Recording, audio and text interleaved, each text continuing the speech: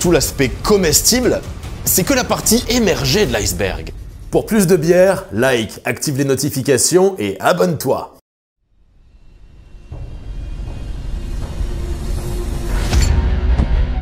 Force et houblon.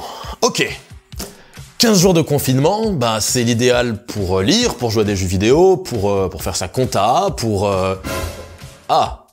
ou pour brasser. Parce que vous êtes brasseur amateur confirmé, parce que vous attendiez d'avoir le temps pour votre première session de brassage, parce que vous vous faites vraiment chier et qu'il y a 3 ans vous a offert un kit à bière que vous avez retrouvé en rangeant le fin fond de vos placards. Mais quelle que soit la raison, brasser, c'est toujours une bonne idée. Comme il y a quelques temps, je vous ai déjà fait un tuto kit de brassage, aujourd'hui on va voir tout ce à quoi pourraient vous servir les céréales qui vous restent à la fin. Vous savez, les drèches.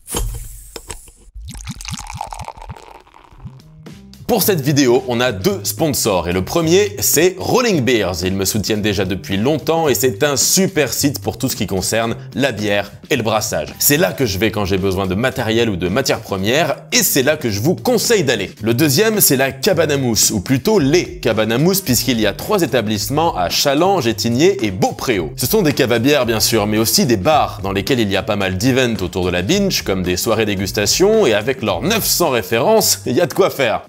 Le soleil vient de se lever. Au petit-déj, quand vous mélangez vos céréales préférées avec du lait, et le lait avant les céréales, évidemment, et bah rapidement, le lait va devenir sucré, et si c'est des céréales au chocolat, par exemple, va changer de couleur. Science! Et ben c'est exactement le même principe pour faire de la bière. On va mélanger des céréales et de l'eau chaude pendant environ 1 heure pour faire une bonne grosse soupe sucrée.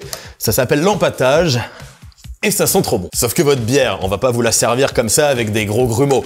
Donc ce qu'on va faire, c'est qu'on va la filtrer. Donc là, normalement, on est censé laisser égoutter pendant une bonne grosse demi-heure et rincer par-dessus pour bien récupérer tous les sucres qu'il y a dans les céréales. Mais vu que c'est juste pour vous montrer, je vais pas le faire. Hop là. Donc on se retrouve avec notre soupe sucrée, même si normalement il y en a un peu plus d'un côté, ce sera la base de la bière et les résidus de céréales de l'autre. On peut les jeter. Que nenni, bande de gnous! Vous n'allez pas rendre la monnaie qu'on vous rend sur un billet? Pendant l'empâtage, les céréales vont donner une bonne partie de leur sucre, de leurs enzymes, de leur personne, mais même à l'état de drèche, elles n'ont pas dit leur dernier mot. Il existe des tas de façons de recycler ces drèches, que ce soit dans un état d'esprit éco-responsable et de limitation des déchets, ou même d'upcycling. Et à raison de 20-30 kilos tous les 100 litres de bière, ce serait con de s'en priver. Alors évidemment, c'est un véritable festin pour la plupart des animaux de la ferme, et c'est souvent comme ça qu'elles finissent pour la plupart des microbrasseries. Mais c'est aussi une excellente base pour préparer du pain, des biscuits apéro, des cookies ou même des pâtes. Et combo bonus, les drèches, ou les farines 2.0 constituées à base de drèche, contiennent moins de sucre, plus de fibres, plus de protéines, des minéraux, des antioxydants, des vitamines qui sont bien accrochés. Donc ne les jetez pas, n'hésitez pas à les réutiliser, vous pouvez faire des tonnes de petites recettes cool avec, et je vous en mets quelques-unes en description. Si vous voulez avoir des exemples de ce que ça peut donner, c'est ce que font déjà Happy Drèche, les Crackers Résurrection, Brewsticks, de la drècherie, les ramen de Ramen Thé Drèche. Donc ouais, en fait, c'est génial, vous pouvez très bien boire une bière en grignotant des biscuits apéritifs qui ont été faits à partir des restes de céréales utilisés pour faire cette même bière. Là, par exemple, chez Brewsticks, ils m'en ont envoyé plusieurs. Il y a du coco de curry, du spicy de tomate, black de sésame, weed de braise. Mais ils précisent quand même que weed, c'est hal. Il y en a qui ont essayé. Il y a aussi Cheers, c'est des Lillois qui m'ont envoyé du beer muesli, et il y a même mon nom marqué dessus, c'est top. C'est dingue tout ce qu'on peut faire avec de simples drèches. Et pourtant, on n'en est qu'à peine aux 2/3 de la vidéo. Comment ça se fait? C'est que je vous disais en fait que tout l'aspect comestible, c'est que la partie émergée de l'iceberg. Une fois séchées avec leur consistance, elles constituent un matériau qui peut être utilisé à des fins plus esthético-pratiques, auxquelles on penserait pas forcément comme faire des meubles. Ouais, des meubles en céréales usées. C'est toujours mieux que d'abattre des arbres et c'est ce que proposait la marque Instead. Mais vous pouvez aussi beaucoup plus simplement réutiliser vos drèches pour faire du compost ou pour vous en servir comme engrais, par exemple pour faire pousser des champignons. Quels qu'ils soient.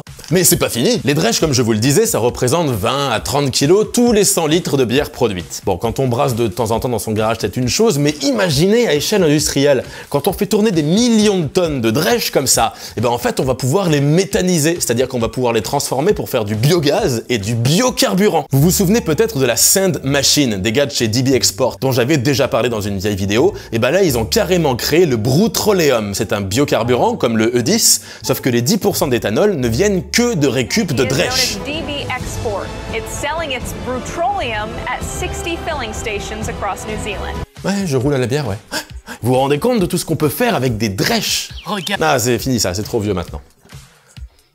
Mais c'est pas fini. Buzzed, c'est un filament pour imprimante 3D réalisé à partir d'un mélange de drèche et de plastique spécial. C'est une entreprise américaine qui s'appelle 3Dom qui a eu cette idée anti-gaspillage. Histoire de boucler la boucle et pour faire la démonstration de la belle couleur dorée unique de leur bobine compatible avec la plupart des machines sur le marché, ils ont imprimé une chope de bière.